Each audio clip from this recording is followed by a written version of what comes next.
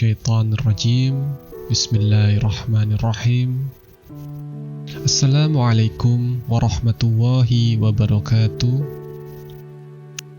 Alhamdulillahirabbil alamin, wassalatu wassalamu ala asrafil anbiya'i wal mursalin wa ala alihi wa sahbihi ajma'in.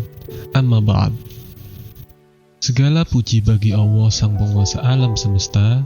Semoga salawat serta keselamatan tercurahkan selalu kepada Nabi dan Rasul termulia, beserta keluarga dan sahabat-sahabatnya semuanya. Saudara-saudariku, pemirsa sekalian dimanapun Anda berada, pada kesempatan yang sebelumnya kita telah mempelajari tentang masa sebelum Nabi Adam diciptakan, awal mula proses penciptaan Nabi Adam, dan peniupan ruh Nabi Adam. Pada kesempatan kali ini, kita akan melanjutkan pembelajaran kita tentang Nabi Adam, diawali dengan pemberian ilmu pengetahuan untuk Nabi Adam. Kemudian kisah berlanjut pada surat Al-Baqarah, surat kedua ayat ke-31. وَعَلَّمَ آدَمَ الْأَسْمَاءَ كُلَّهَا. Dan dia mengajarkan kepada Adam nama-nama benda-benda seluruhnya. Di sini Nabi Adam alaihissalam diajarkan semua ilmu pengetahuan yang dibutuhkan untuk bekal menjadi khalifah di muka bumi nantinya.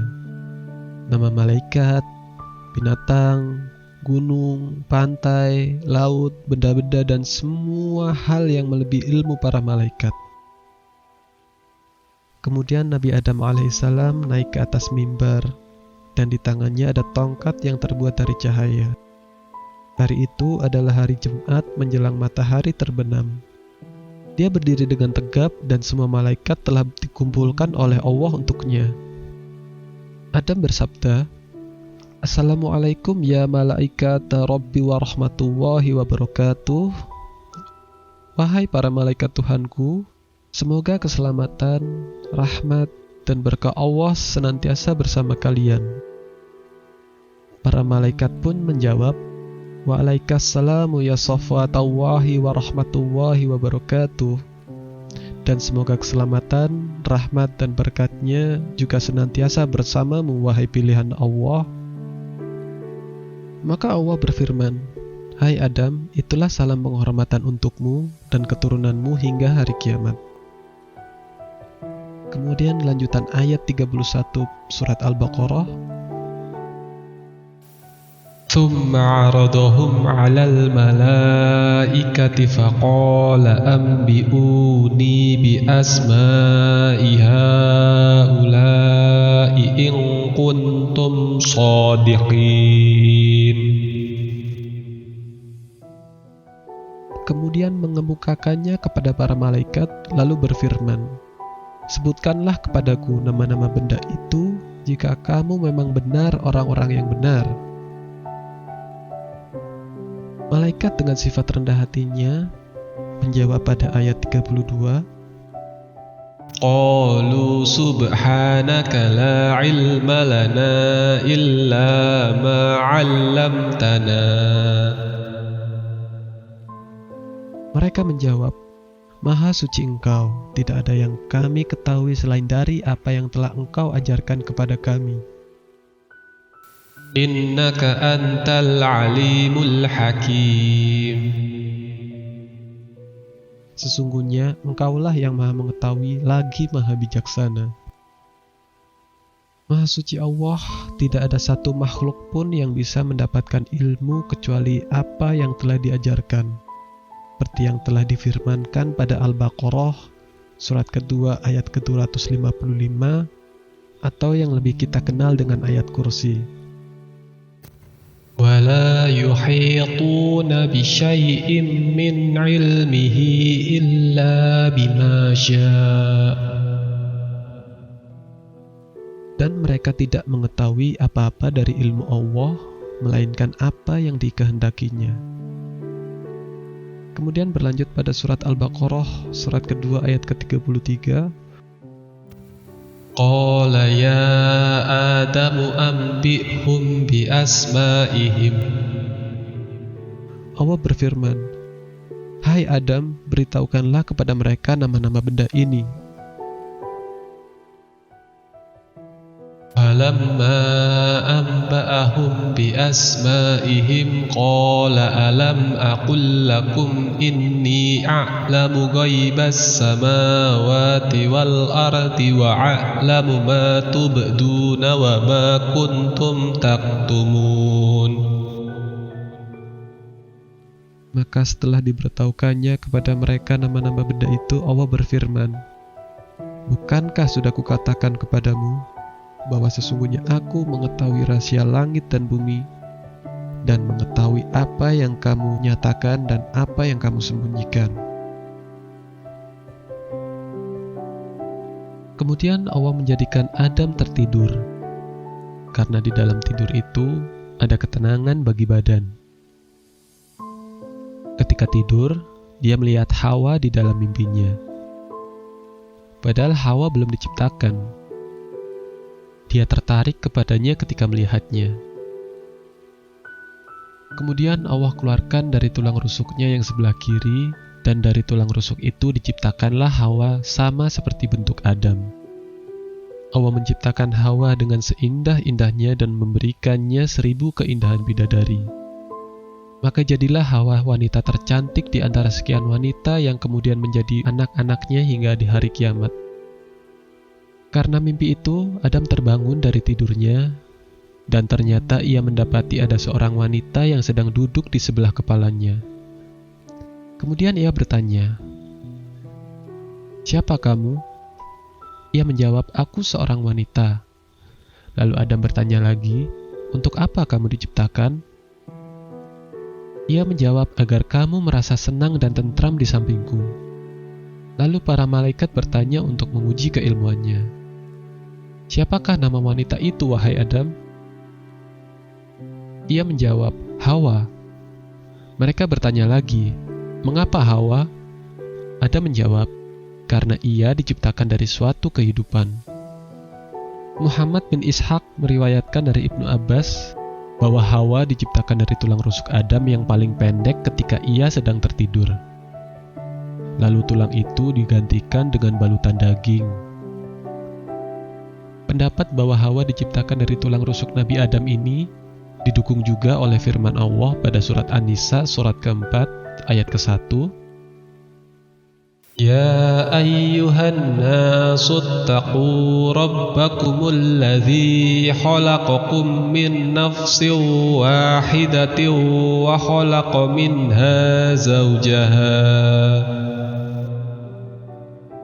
Hai sekalian manusia, bertakwalah kepada Tuhanmu yang telah menciptakan kamu dari seorang diri, dan daripadanya Allah menciptakan istrinya. Dan pada surat Al-A'raf, surat ke-7, ayat ke-189, Huwallazi khalaqakum min nafsin wahidatin wa ja'ala minha zawjaha liyaskuna ilaiha.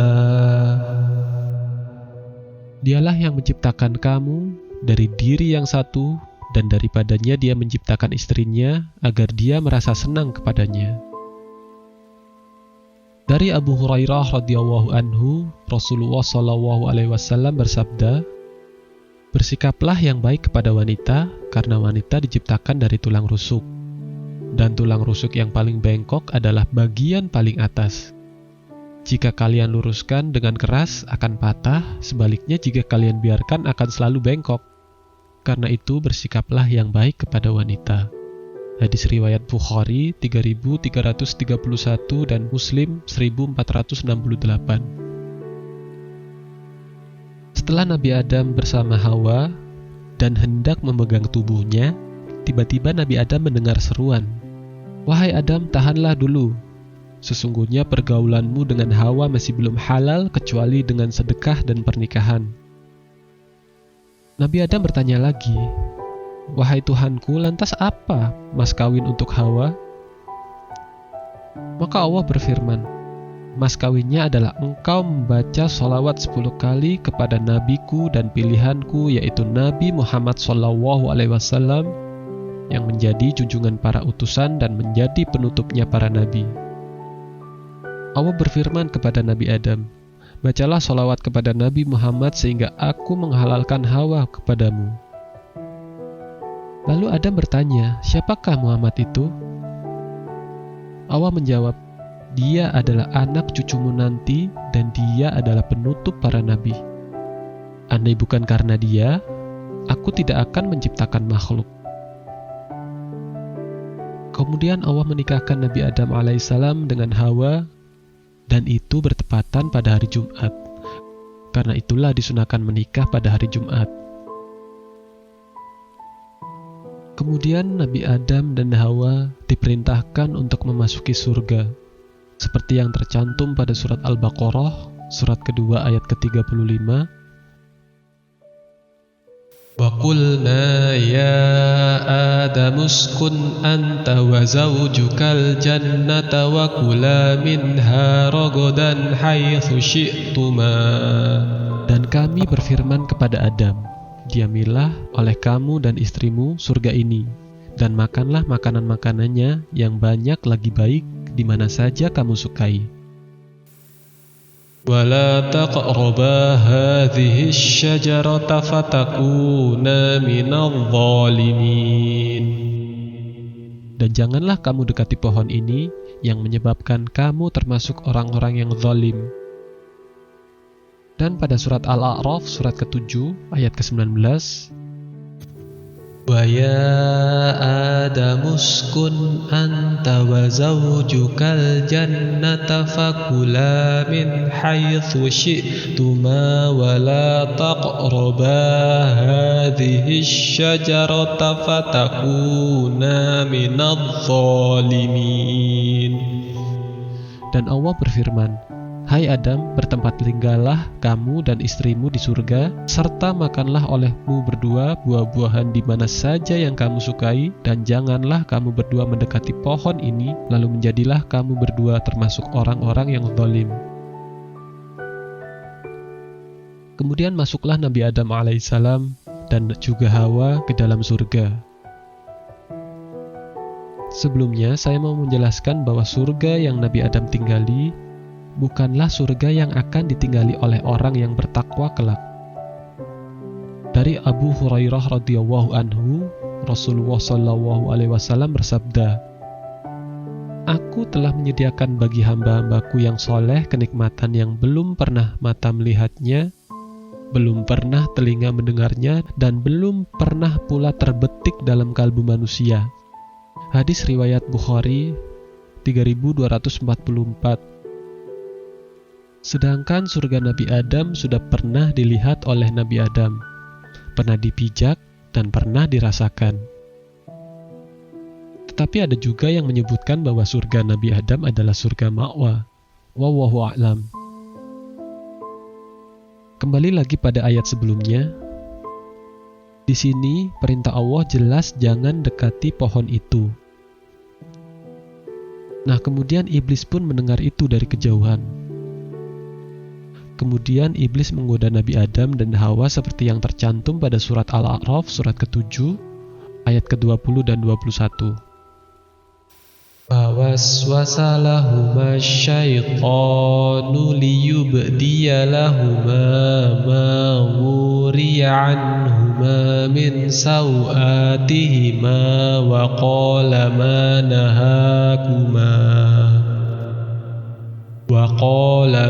نَهَاكُمَا رَبُّكُمَا عَنْ هَذِهِ الشَّجَرَةِ إِلَّا أَن تَكُونَا مَلَكَيْنِ أَوْ تَكُونَا مِنَ الْخَالِدِينَ. Maka syaitan membisikkan pikiran jahat kepada keduanya untuk menampakkan kepada keduanya apa yang tertutup dari mereka, yaitu auratnya. Dan syaitan berkata, Tuhan kamu tidak melarangmu dan mendekati pohon ini, melainkan supaya kamu berdua tidak akan menjadi malaikat atau tidak menjadi orang-orang yang kekal di dalamnya. وَقَاسَمَهُمَا إِنِّي لَكُمَا لَمِنَ النَّاصِحِينَ. Dan dia, syaitan, bersumpah kepada keduanya, sesungguhnya saya adalah termasuk orang-orang yang memberi nasihat kepada kamu berdua. Uniknya, ketika sebelumnya disebutkan iblis, dia belum menggoda, tetapi karena dia ingkar terhadap perintah Allah. Dan di sini disebutkan syaitan, bukan lagi iblis, ketika ia sudah menggoda Adam. Syaitan yang berarti yang menjauhkan dari kebaikan. Jadi siapapun yang menjauhkan dari kebaikan disebut syaitan dari nama sifatnya, termasuk manusia. Seperti yang tercantum pada surat Al-An'am, surat ke-6, ayat ke-112. Syayatinal insi wal jin, yaitu syaitan-syaitan dari jenis manusia dan jenis jin.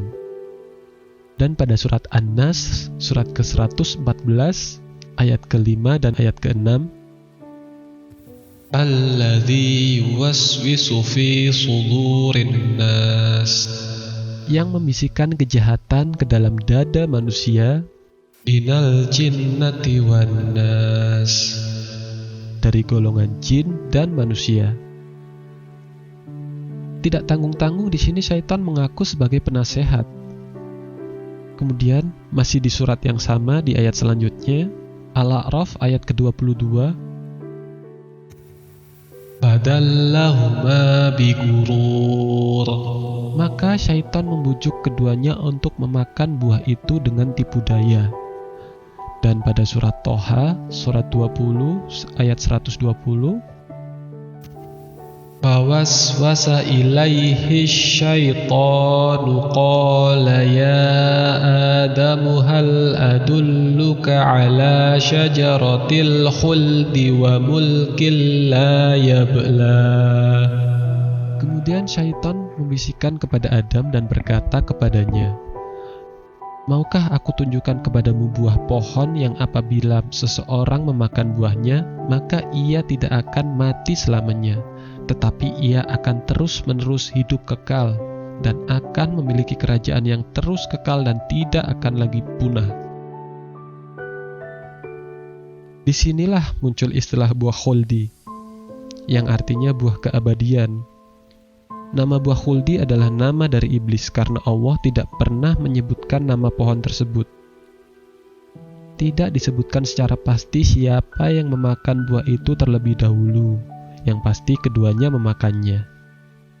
Lalu lanjut pada surat Al-A'raf ayat ke-22 lanjutannya yang tadi. Falamma dhaqa asy-syajarata badat lahuma sawatuhuma wa tafiqa yakhsifani 'alaihima min waraqil jannah. Tak kala keduanya telah memakan buah pohon itu, nampaklah bagi keduanya aurat-auratnya, dan mulailah keduanya menutupinya dengan daun-daun surga. Sama seperti di surat At-Toha, surat ke-20, ayat ke-121. Fa'akala minha fabadat lahuma sawatuhuma wa tafiqa yakhsifani 'alaihima min waraqil jannah. Maka keduanya memakan dari buah pohon itu, lalu nampaklah bagi keduanya aurat-auratnya, dan mulailah keduanya menutupinya dengan daun-daun yang ada di surga. Wa 'asa Adamu rabbahu faghawa, dan durhakalah Adam kepada Tuhan dan sesatlah ia. Kemudian Allah mendapati bahwa Nabi Adam dan Hawa yang telah melanggar perintah Allah untuk mendekati pohon tersebut, seperti yang tercantum pada lanjutan surat Al-A'raf, surat ke-7 ayat 22 lanjutannya yang tadi. وَنَادَاهُمَا رَبُّهُمَا أَلَمْ أَنْهَكُمَا عَنْ تِلْكُمَا الشَّجَرَةِ وَأَقُلْ لَكُمَا إِنَّ الشَّيْطَانَ لَكُمَا عَدُوٌّ مُبِينٌ. Kemudian Tuhan mereka menyeru mereka, bukankah aku telah melarang kamu berdua dari pohon itu, dan aku katakan kepadamu, sesungguhnya syaitan itu adalah musuh yang nyata bagi kamu berdua? Nabi Adam diperingatkan bahwa syaitan adalah musuh baginya. Kemudian Nabi Adam menyesal. Dari sini kita harus bisa belajar bahwa syaitan akan senantiasa menggoda kita. Jadi jangan sampai kita terpedaya oleh syaitan, seperti yang ada pada surat Al-A'raf surat ke-7 ayat ke-27. Ya bani Adam la yaftinannakumus syaitanu kama akhraja abawaykum minal jannati yanzi'u anhuma libasahuma liyuriyahuma sawatihima.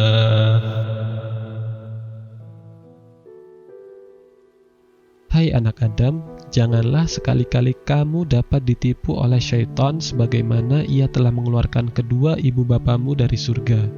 Ia menanggalkan dari keduanya pakaiannya untuk memperlihatkan kepada keduanya auratnya. Innahu tarakum huwa wa qabiluhu min haitsu la tarawnahum. Sesungguhnya ia dan pengikut-pengikutnya melihat kamu dari suatu tempat yang kamu tidak bisa melihatnya. Inna ja'alna asyayatina awliya'a lilladzina la yu'minun. Sesungguhnya kami telah menjadikan syaitan-syaitan itu pemimpin-pemimpin bagi orang-orang yang tidak beriman. Lalu berlanjut pada surat Al-Baqarah surat kedua ayat ke-36. فَأَزَلَّهُمَا الشَّيْطَانُ عَنْهَا فَأَخْرَجَهُمَا مِمَّا كَانَا فِيهِ. Lalu keduanya digelincirkan oleh syaitan dari surga itu dan dikeluarkan dari keadaan semula. وَقُلْنَا اهْبِطُوا بَعْضُكُمْ لِبَعْضٍ عَدُوٌّ. Dan kami berfirman, turunlah kamu sebagian kamu menjadi musuh bagi yang lain. وَلَكُمْ فِي الْأَرْضِ مُسْتَقَرٌّ وَمَتَاعٌ إِلَى حِينٍ. Dan bagi kamu ada tempat kediaman di bumi dan kesenangan hidup sampai waktu yang ditentukan. Kemudian Allah mengajari Nabi Adam untuk bertaubat, dan taubat Nabi Adam pun diterima oleh Allah pada surat Al-Baqarah surat kedua ayat ke-37. فَتَلَقَّى آدَمُ مِنْ رَبِّهِ كَلِمَاتٍ فَتَابَ عَلَيْهِ. Kemudian Adam menerima beberapa kalimat dari Tuhannya, maka Allah menerima taubatnya. Nabi Adam diberi kesempatan untuk bertaubat dan mau untuk bertaubat. Berbeda dengan iblis yang masih diberi kesempatan untuk turun tapi masih ada di alam langit, dan dia tetap saja dengan kesombongannya, dia malah menggoda Nabi Adam dan Hawa. Seandainya iblis mau bertaubat, niscaya taubatnya akan diterima juga oleh Allah. Makanya kita harus berhati-hati karena sombong itu tidak hanya menutup rahmat Allah, tetapi juga menjauhkan kita dari pintu hidayah. Nabi Adam alaihissalam memohon kepada Allah yang doanya ini sering kita gunakan juga sebagai doa. Kemudian Nabi Adam dan Hawa berdoa seperti pada surat Al-A'raf surat ke-7 ayat ke-23. Qala rabbana zalamna anfusana wa illam taghfir lana wa tarhamna lanakunanna minal khasirin. Keduanya berkata, ya Tuhan kami telah menganiaya diri kami, dan jika Engkau tidak mengampuni kami dan memberi rahmat kepada kami, niscaya pastilah kami termasuk orang-orang yang merugi. Dan Allah menerima taubat Adam alaihissalam dan Hawa. Pada surat Al-Baqarah surat kedua, lanjutan dari ayat ke-37. Innahu huwat tawwabur rahim. Sesungguhnya Allah Maha Penerima Taubat lagi Maha Penyayang. Dan pada surat Thaha surat ke-20 ayat 122. Thumma jtabahu rabbuhu fataba alaihi wahada. Kemudian Tuhannya memilihnya, maka dia menerima taubatnya dan memberinya petunjuk. Kemudian Nabi Adam dan Hawa dan juga iblis diperintahkan untuk turun ke bumi seperti yang tercantum pada surat Al-A'raf surat ke-7 ayat ke-24.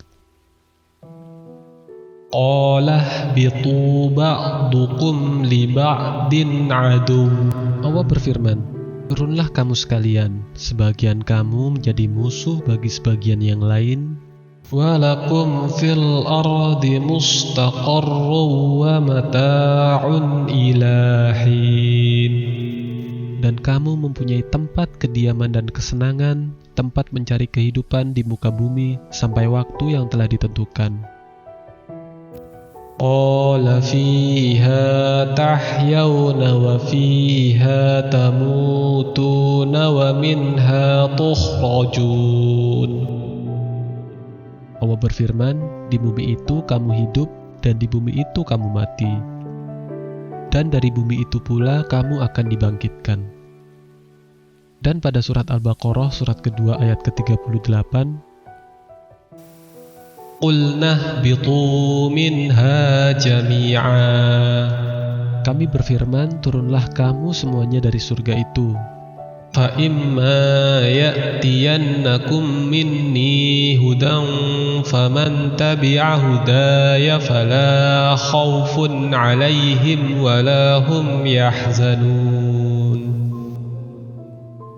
Kemudian jika datang petunjukku kepadamu, maka barang siapa yang mengikuti petunjukku niscaya tidak akan ada kekhawatiran atas mereka, dan tidak pula mereka bersedih hati. Dan pada surat Thaha surat ke-20 ayat ke-123 Allah berfirman, Qala ihbita minha jami'an ba'dukum li ba'din adu. turunlah kamu berdua dari surga bersama-sama. فَإِمَّا يَأْتِيَنَّكُم مِّنِّي هُدًى فَمَنِ اتَّبَعَ هُدَايَ فَلَا يَضِلُّ وَلَا يَشْقَى. Sebagian kamu menjadi musuh bagi sebagian yang lain, dan jika datang kepadamu petunjuk daripadaku, lalu barang siapa yang mengikuti petunjukku, ia tidak akan sesat dan tidak akan celaka. Sebelum kita berlanjut ke pembahasan berikutnya, saya mau menambahkan beberapa poin tambahan di sini. Yang pertama mengenai sujud. Kita, umat Islam, dianjurkan untuk sujud ketika kita mendengarkan ayat sajadah. Imam Ahmad meriwayatkan dari Abu Hurairah radhiyallahu anhu, Rasulullah SAW pernah bersabda, ketika salah satu keturunan Adam membaca ayat sajadah, lalu mereka langsung bersujud, maka syaitan akan segera menjauh sambil menangis seraya berkata, betapa celakanya diriku ketika keturunan Adam diperintahkan untuk bersujud, ia pun bersujud. Maka ia pun berhak untuk masuk surga. Namun ketika aku diperintahkan untuk bersujud, aku menolaknya. Dan aku pun berhak untuk masuk neraka. Diriwayatkan juga dari Ibnu Umar, sesungguhnya Nabi SAW pernah membaca Al-Quran di depan kami. Ketika bacaannya sampai pada ayat sajadah, beliau bertakbir lalu sujud. Maka kami pun bersujud bersama-sama beliau. Hadis riwayat Tirmidzi 1105. Ayat sajadah pada Al-Quran berjumlah 15. Kemudian poin berikutnya tentang berapa lama Nabi Adam tinggal di langit, ada beberapa pendapat di sini. Ada yang mengatakan hanya beberapa saat saja. Tapi jika kita lihat dari dua poin yang pertama mengenai hadis yang diriwayatkan dari Abu Hurairah radhiyallahu anhu bahwa Rasulullah SAW bersabda, hari yang paling baik saat matahari terbit pada hari itu adalah hari Jumat. Pada hari itu Adam diciptakan, dan pada hari itu pula Adam dimasukkan ke dalam surga serta diturunkan dari surga. Dan pada hari itu juga kiamat akan terjadi. Pada hari tersebut terdapat suatu waktu yang tidaklah seorang mukmin sholat menghadap Allah mengharapkan kebaikan kecuali Allah akan mengabulkan permintaannya. Hadis riwayat Muslim 854. Bisa disimpulkan bahwa pada hari Jumat Nabi Adam lahir, menikah, masuk ke dalam surga, dan keluar dari surga semuanya hari Jumat. Dan poin yang kedua, seperti yang pernah kita bahas sebelumnya, bahwa sehari di alam langit itu sama dengan 1000 tahun di bumi. Inilah mengapa ada yang berpendapat kalau Nabi Adam berada di alam langit hanya beberapa saat saja.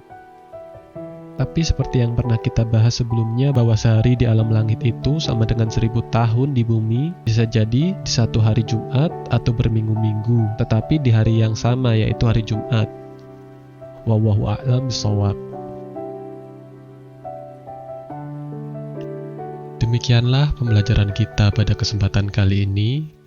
Insya Allah kita akan melanjutkan pembelajaran kita pada kesempatan mendatang. Wassalamualaikum warahmatullahi wabarakatuh.